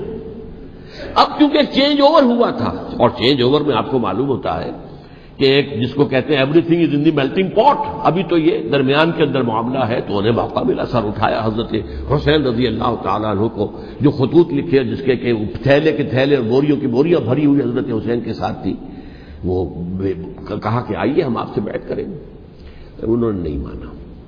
اور اصل میں حضرت حسین کے قاتل وہ کوفی ہیں، وہ بزدل، وہ منافق جنہوں نے بیعت کر کے بیعت توڑی. اور اب وہ آ گئے کہ اگر یہ حسین رضی اللہ تعالیٰ عنہ بچ کر کہیں یزید کے پاس پہنچ گئے تو پھر ہمارا کچا چٹھا جو ہے وہ سامنے آ جائے گا اور ہماری پھر شامت آ جائے گی. لہذا انہوں نے قتل کیا حضرت حسین کو رضی اللہ تعالیٰ. ایک بات جو علامہ ڈاکٹر قلب صادق نے فرمائی، اور میرے علم میں یہ بات پہلے نہیں تھی، وہ یہ کہ حضرت حسین کے قتل کا فتویٰ ایک بہت بڑے مفتی نے دیا تھا. یہ بات بھی ذرا سمجھ لیجیے. حضرت حسین رضی اللہ تعالیٰ عنہ کے قتل کا فتویٰ ایک بہت بڑے مفتی نے دیا تھا. کیوں دیا تھا؟ اس لیے کہ حضور کی احادیث موجود ہیں کہ جب ایک شخص کی ایک خلیفہ کی بیعت ہو جائے تو دوسرا اگر کھڑا ہو تو اسے قتل کر دو. کھلی حدیث. اسی لیے ایک بہت بڑے مفسر بھی ہیں، فقیہ بھی ہیں، قاضی ابن العربی رحمۃ اللہ علیہ. ایک ابن عربی ہیں الف لام کے بغیر، ابن عربی، وہ بہت بڑے صوفی ہیں، فلسفی ہیں، اندلس کے ہیں. یہ قاضی ابن العربی ہیں جنہوں نے قرآن کی ایک تفسیر لکھی ہے اس اعتبار سے کہ صرف ان آیات کی تفسیر جن سے کہ فقہی احکام جو ہے ان کا استنباط ہوتا ہے. یہ دو تفسیریں اس طور سے لکھی گئی ہیں قرآن مجید کی. احکام القرآن ان کا نام ہے دونوں کا، جن میں سے ایک جو ہے قاضی ابن العربی کی ہے. ان کا ایک جملہ نقل ہوتا ہے، قتل الحسین بسیف جدہ، حسین قتل ہو گئے اپنے ہی نانا کی تلوار سے. وہ تلوار کیا تھی؟ جب کسی کی بیعت ہو چکی ہو پھر کوئی کھڑا ہو مدعی خلافت قتل. میرے نزدیک حضرت حسین مدعی خلافت نہیں تھے. یہ بات اس وقت سامنے لوگوں کے نہیں آئی، بلکہ حکومت نے یہ باور کرا دیا کہ یہ تو باغی ہے، یہ مدعی ہے خلافت کے. انہوں نے تو دعویٰ نہیں کیا خلافت کا، وہ تو صرف اس عمل کو روکنے کے لیے میدان میں آئے تھے. اور اس بات کو اچھی طرح سمجھ لیجئے کہ اس وقت تک یہ جو تصور آج ہمارے پاس ہے کہ ریاست علیحدہ ہے، حکومت علیحدہ ہے. State of Pakistan, we are loyal to the state of Pakistan. ہم ریاست پاکستان کے وفادار ہیں، گورنمنٹ آف پاکستان کے وفادار نہیں ہیں. We are not loyal to the government.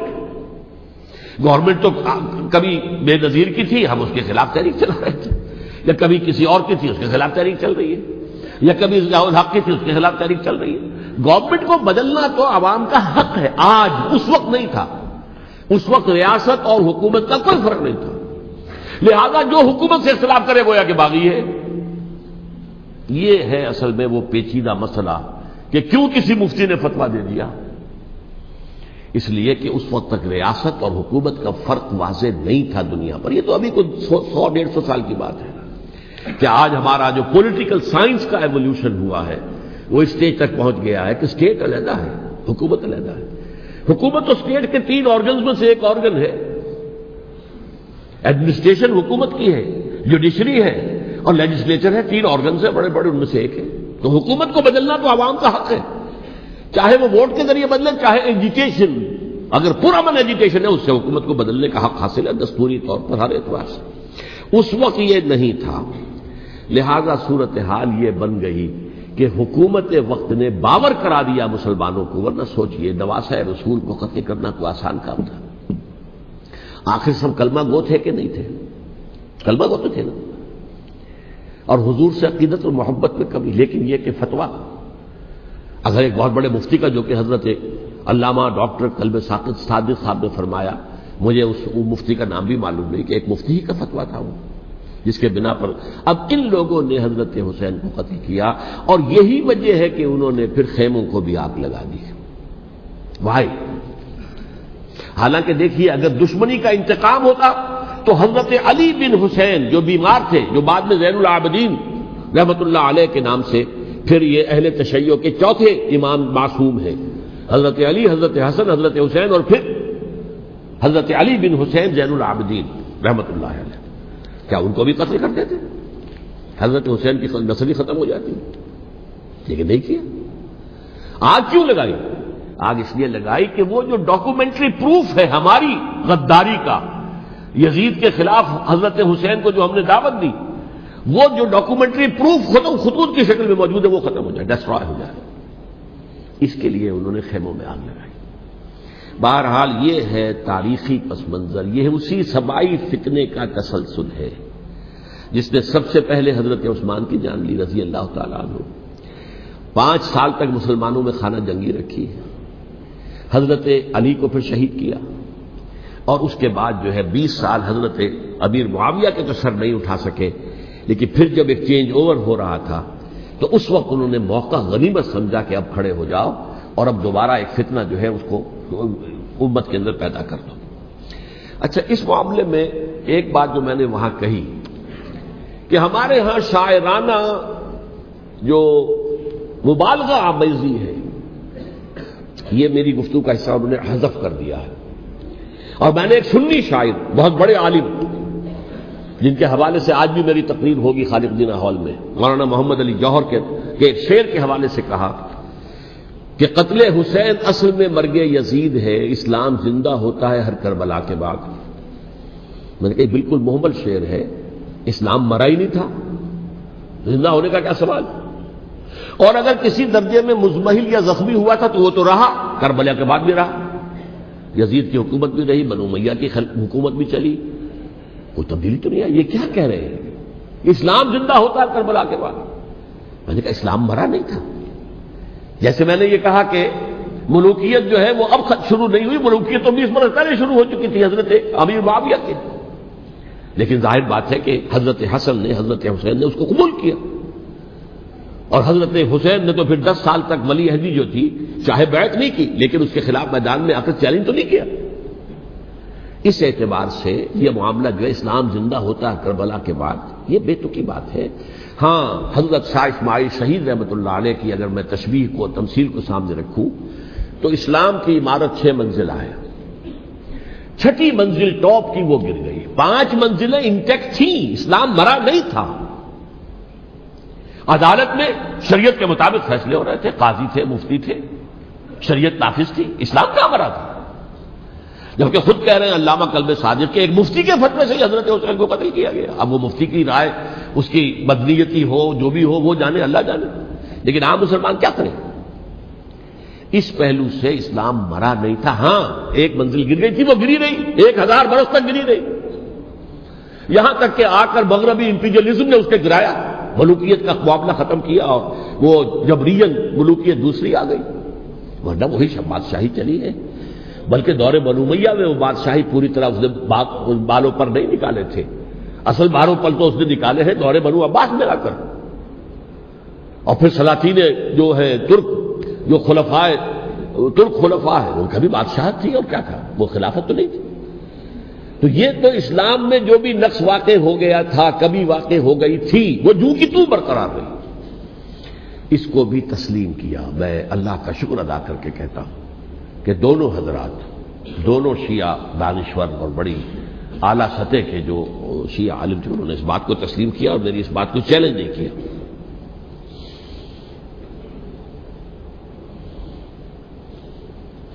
اصل میں تیسری بات میں نے یہ کہی کہ دیکھیے حضرت حسین رضی اللہ تعالی عنہ کی اس شہادت کے بعد، اس کے بعد واقعہ حرہ بھی ہوا جو واقع کربلا سے بھی بعض اعتبارات سے زیادہ بھیانک اور زیادہ گھناؤنا واقعہ بنو امیہ کی تاریخ ہے، جس کو لوگ جانتے ہی نہیں. مدینہ کے کچھ لوگوں نے بغاوت کی اور انہوں نے اس کے خلاف فوج بھیجی اور فوج کو جب مدینہ فتح کر لیا 3 دن کے لیے حلال کر دیا. جو چاہو کرو، یہاں جسے چاہو مارو، جسے چاہو لوٹو، جس کا گھر چاہو برباد کرو، جس عورت کو چاہو ریپ کرو. اور یہ مدینہ النبی کے اندر ہوا. تو کاٹ کھانے والی ملوکیت کے اندر بہت سے واقعات ہوئے. عبداللہ ابن زبیر کھڑے ہوئے، انہوں نے حکومت قائم کی تھی، لیکن یہ کہ وہ تو 6 سال کے لیے کامیاب بھی رہے. ایک حکومت قائم کی، بنو امیہ کے ہاتھ پر بیٹھ نہیں کی، بالآخر ان کی حکومت بھی ختم ہو گئی. پھر حضرت زید کھڑے ہوئے، انہوں نے بغاوت کی، وہ بھی ناکام رہ گئے. پھر بنو عباس میں کھڑے ہوئے حضرت نفس زکیہ، حضرت حسن رضی اللہ تعالیٰ عنہ کے اولاد میں سے، وہ بھی ناکام ہو گئے، شہید ہو گئے. پھر یہ سمجھ لیا گیا کہ اب یہ جہاں تک 6ٹھی منزل ہے وہ تو دوبارہ تعمیر نہیں ہو سکتی. یہ تو جس کی لاٹھی اس کی بھینس، جس کے پاس طاقت ہوگی اس کی حکومت ہوگی، جس کا قبیلہ زیادہ قوی ہوگا، جس قبیلے میں زیادہ عصبیت ہوگی، مضبوط ہوگا، متحد ہوگا، طاقتور ہوگا، اسی کی حکومت ہوگی. البتہ اس کے نیچے لوگوں کے اخلاق کی اصلاح کرو. صوفیاء کرام نے وہ کام اپنے ذمہ لیا اور بالکل وہی کام ہے کہ جو ائمہ اہل بیت کرتے رہے. حضرت حسن کی اولاد میں پھر حضرت علی بن حسین رضی اللہ تعالی، حضرت حسین کی اولاد میں پھر امام محمد باقر، امام محمد جعفر صادق، اور اس کے بعد بھی 5 اور. کسی نے بغاوت نہیں کی. جیسے علماء کرام کام کر رہے تھے اور جیسے صوفیاء کرام کام کر رہے تھے، ایسے ہی وہ مسلمانوں کی علمی تربیت، روحانی تربیت و تزکیہ کر رہے تھے. کسی نے حکومت کو چیلنج نہیں کیا. نوٹ کر لیجیے اس بات کو. حضرت علی نے بھی چیلنج نہیں کیا تھا, حضرت حسن نے چیلنج نہیں کیا, خود صلح کر لی. تو ائمہ اہل بیت جو 12 یہ گنتے ہیں, جن میں سے آخری جو ہے حضرت مہدی کو تو ابھی ظاہر ہونا ہے, ان کے عقیدے کے مطابق وہ روپوش ہیں, وہ ظاہر ہوں گے. لیکن 11 حضرات کے بارے میں یہ کہ حضرت حسین کے سوا کسی نے بھی چیلنج نہیں کیا وقت کے نظام, اور حضرت حسین نے بھی اس مغالطے پر کیا کہ کوفی ساتھ دیں گے, اور یہ موقع ہے کہ یہ جو 6ٹھی منزل اسلام کی گر گئی ہے اسے دوبارہ تعمیر کر دیا جائے. انہوں نے خلافت کا دعویٰ نہیں کیا تھا, یہ انہیں عوام کو مغالطے میں مبتلا کیا گیا کہ یہ خلافت کا مدعی ہو کر سامنے آیا. جیسا کہ میں نے آپ سے کہا تھا, امیر معاویہ نے حضرت علی کے عہد خلافت میں کبھی خلافت کا دعویٰ نہیں کیا, مدعی خلافت نہیں تھے. وہ تو یہ کہتے تھے کہ قاتلان حسین جو ہے, قاتلان عثمان کو سزا دو, قصاص دو, بس. اسی طرح حضرت حسین نے بھی, اب دیکھیے اس ضمن میں اس میں کوئی شک نہیں ہے, حضرت حسین رضی اللہ تعالی عنہ کی جو شہادت ہوئی ہے, ان کے ساتھیوں کی, اعزاء و اقارب کی, تاریخ انسانی میں یہ عزم, ہمت, شجاعت, مثابرت, صبر, استقلال, استقامت, اس کی بہت روشن مثال ہے, بہت روشن مثال ہے, بہت روشن مثال ہے. لیکن اس سے تاریخ کی رفتار پر کوئی اثر نہیں پڑا. وہ جو ملوکیت آ گئی تھی وہ اور گہری سے گہری ہوتی چلی گئی. واقعہ کربلا کے بعد تو واقعہ ہررا ہوا, میں نے گنوا دیا آپ کو. اس سے زیادہ تو میرے خیال میں کہ اور ہمارے لیے لائق شرم جو ہے کوئی واقعہ ہے ہی نہیں اس پہلو سے. لیکن حضرت حسین کا ایک, اب ان کو یہ کہ میں مطلب یہ کہ اگر میں ان کے ہاتھ پر بیعت کر لیتا ہوں, جو کہ اس وقت سامنے موجود تھے, کہ یزید کی بیعت تمہارے ہاتھ پر کرتا ہوں, تو گویا کہ اپنے آپ کو سرنڈر کر دیتے. وہی خطرہ جو امیر معاویہ کو تھا کہ مجھے وہ تو پہنچنے بھی نہیں دیں گے علی تک رضی اللہ تعالیٰ عنہ, اور مجھے پہلے ہی شہید کر دیں گے. یہی خطرہ حسین کو تھا رضی اللہ تعالیٰ عنہ کہ مجھے یزید تک پہنچنے نہیں دیں گے, پہلے قتل کر دیں گے. اور ویسے بھی یہ ایک شرافت, مروت اور حمیت اور غیرت اور عزت نفس کا تقاضا بھی تھا کہ بھائی معاملہ ہے یزید کا, میرا مجھے وہاں جانے دو, اللہ اللہ خیر سے. یو کین اسکورٹ می, میرے دائیں بائیں چلو تاکہ میں کہیں اور بھاگ نہ جاؤں تمہارے خیال میں, مجھے وہاں پہنچا دو, میں وہاں پہ جا کے اسے معاملہ کر لوں. لیکن انہوں نے قتل کیا. اصل قاتلان کوفی, وہی سبائی. البتہ یہ ہے کہ اس واقعے کی جو یادگار ہے اس میں کوئی شک نہیں ہے کہ اس نے مسلمانوں میں سے ایک گروہ کے دل میں قربانی اور شہادت کا جذبہ بہت پیدا کیا, اس میں کوئی شک نہیں. اور جس طریقے سے کہ عاشورہ محرم میں یاد منائی جاتی ہے, جس طریقے سے اس نے اہل تشیع کے اندر قربانی کا جذبہ بے انتہا پیدا کر دیا. اگرچہ وہ جذبہ بروئے کار نہیں آتا, اس لیے کہ ان کے ہاں یہ عقیدہ ہے, یہ طے ہے کہ جب تک حضرت مہدی ظاہر نہیں ہوں گے ہم کسی کے خلاف بغاوت نہیں کریں گے. یہ پوری تاریخ میں ان کا معاملہ رہا, تمام جو ہے ائمہ اہل بیت کا معاملہ رہا. جب تک مہدی نہیں آتے, keep sitting and keep waiting, wait and see, that's آل.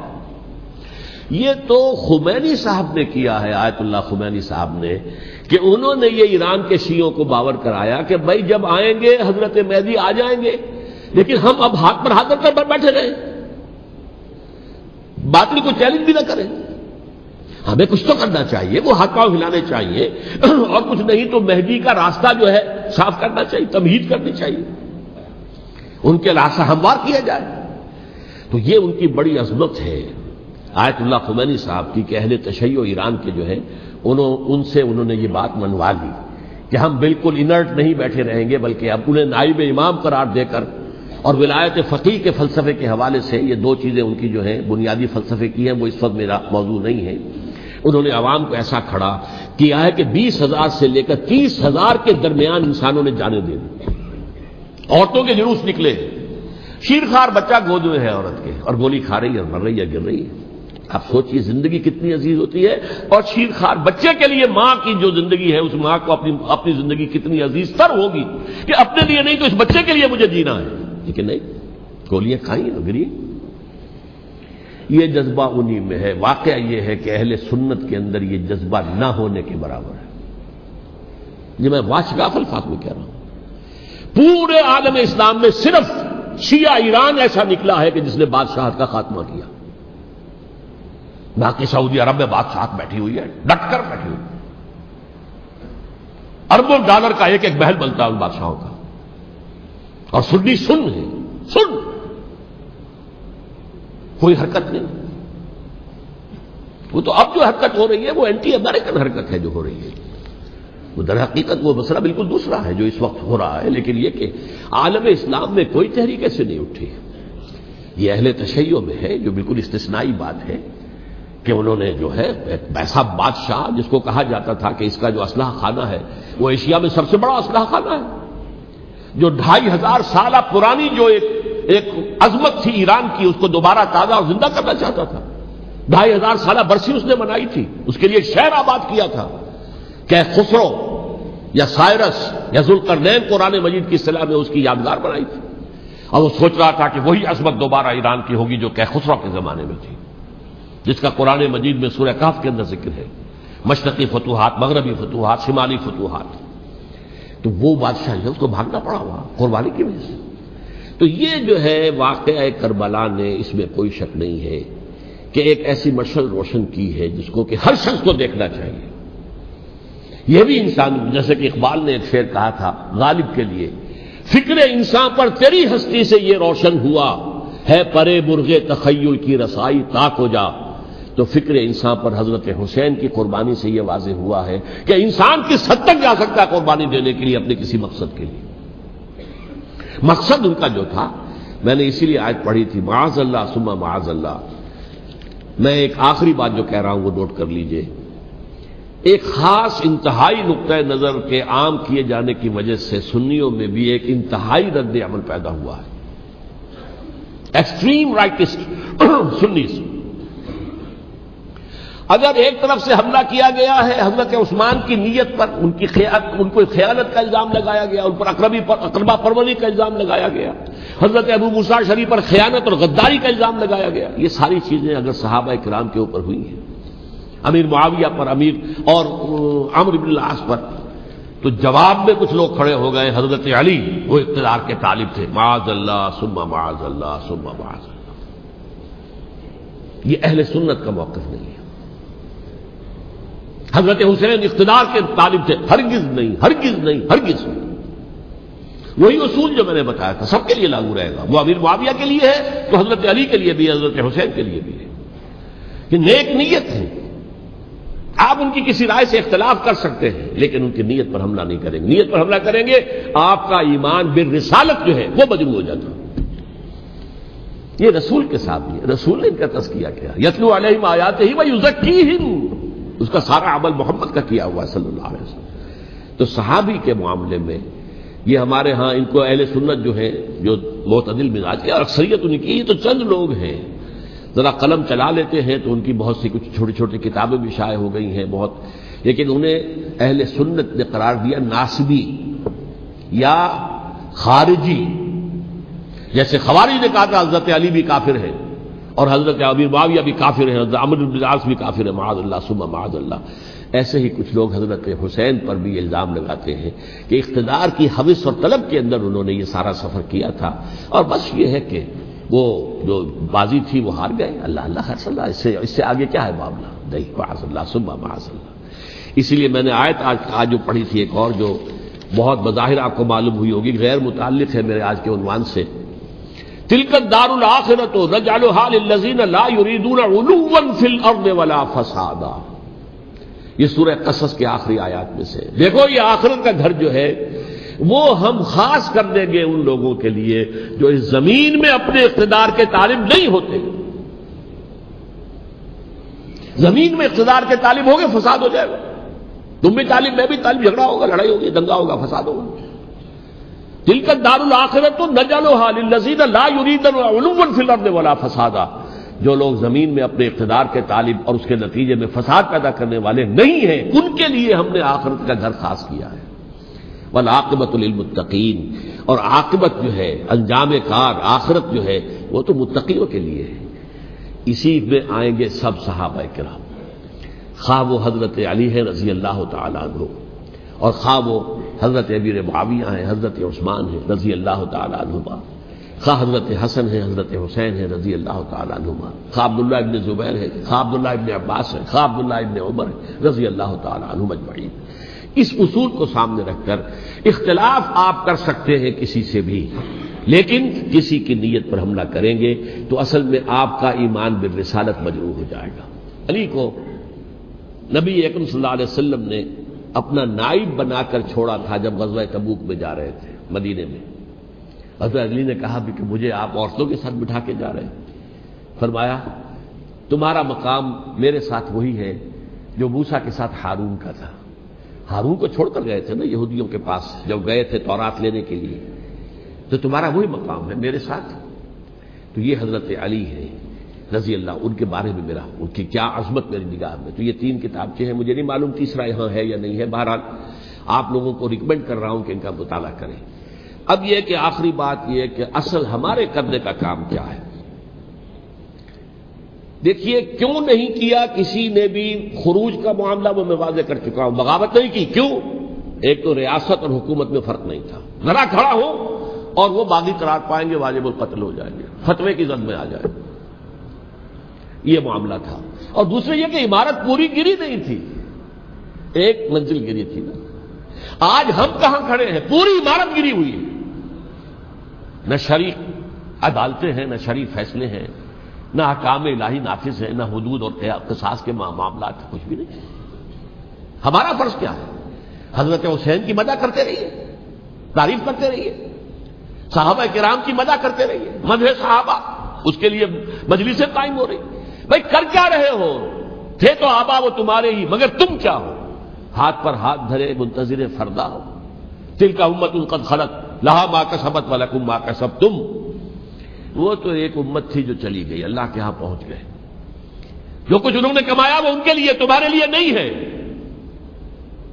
تمہارے لیے وہ ہوگا جو تم کماؤ گے۔ ہمارے لیے راستہ اب یہی ہے کہ خلافت راشدہ کے مکمل نظام کو اثر نو قائم کرنے کے لیے منہج انقلاب نبوی کو اختیار کریں۔ میری کتاب اس پر، کیسٹس اس پر، آڈیو کیسٹس، ویڈیو کیسٹ، سی ڈیز، نہ معلوم ڈی وی ڈی، سب کچھ موجود ہے۔ سیرت النبی پر تو میں عرض کر چکا ہوں، فلسفہ سیرت النبی سمجھنا ہے تو میری کتاب پڑھیے، ورنہ سیرت النبی آپ پڑھ لیں گے، واقعات معلوم ہو جائیں گے، فلسفہ سیرت سامنے نہیں آئے گا۔ اس کا آپ مطالعہ کریں گے میری کتاب سے۔ اور دوسرے یہ کہ یہ خلافت قائم کرنے کے لیے جو جد و جہد ہم کر رہے ہیں، تحریک خلافت پاکستان جس کا میں داعی ہوں ادنا سا، وہ تنظیم نہیں ہے، میں اس کا امیر نہیں، وہ ایک تحریک ہے۔ جیسے تحریک پاکستان کہلاتی تھی جس کی تنظیم تھی مسلم لیگ، پارٹی کا نام مسلم لیگ تھا، لیکن تحریک پاکستان، اس طرح تحریک خلافت پاکستان وہ ہم نے چلائی ہے تنظیم اسلامی کے تحت۔ یہ خلافت جب پہلی چلی تھی آج سے 84 سال قبل، نومبر 1921 میں خالد دینا ہال میں وہ مقدمہ چلا تھا، جس کے نتیجے میں بڑے بڑے جو لیڈر تھے ہمارے، مولانا محمد علی جوہر اور مولانا حسین مدنی اور مولانا ابوالکلام آزاد، ان سب کو 2 سال کی قید کی سزا سنائی گئی تھی، بغاوت، مقدمہ بغاوت، یہ خالد دینا ہال۔ اسی میں سن 91 یا 92 میں نے 3 دن تقریریں کی تھیں، جن میں آج سے پھر میں 3 تقریریں کرنے والا ہوں، ایک آج شام کو، ایک کل شام کو رات 9 بجے، آج بھی کل بھی، ایک پرسوں اتوار کی صبح کو 10 بجے ہے کیا 11 بجے۔ تو ان میں آپ حضرات شرکت فرمائیں تاکہ اصل جو ہمارے کرنے کا کام ہے، تاریخ کو بھی سمجھنا چاہیے، تاریخ کے عوامل کیا ہیں، کیا پس پردہ عوامل کار فرما تھے، کیا کسی شے کی اصل حقیقت ہے، وہ سمجھنا چاہیے۔ لیکن یہ ہے کہ اس اعتبار سے میں نے جب یہ لفظ استعمال کیا تھا اس مذاکرے میں، لپ سروس، کہ یہ ہم صرف لپ سروس کرتے رہے، مدح کے بیان کرتے رہے، منقبت بیان کرتے رہے، حضور کی نعتیں کہتے رہے، اس سے تو بات نہیں بنے گی جب تک کہ وہ فرض منصبی شہادت علی الناس کا جو ہمارے ذمے ہے بحیثیت امت محمد صلی اللہ علیہ وسلم، اس کو ادا نہ کرے۔ مجھے خوشی ہے کہ اس کی بھی تائید دونوں حضرات نے کی، ہاں یہ لپ سروس کا معاملہ ہے۔ اللہ تعالی حضرت حسین کے نقش قدم پر چلتے ہوئے، بلکہ اصل میں تو ہمارے لیے اسوہ رسول ہے محمد صلی اللہ علیہ وسلم کا، اس پر چلتے ہوئے ہم پاکستان میں اسلامی کا نظام خلافت قائم کرنے کی جد و جہد کریں۔ اقول قولی ھذا واستغفر اللہ لی ولکم ولسائر المسلمین والمسلمات۔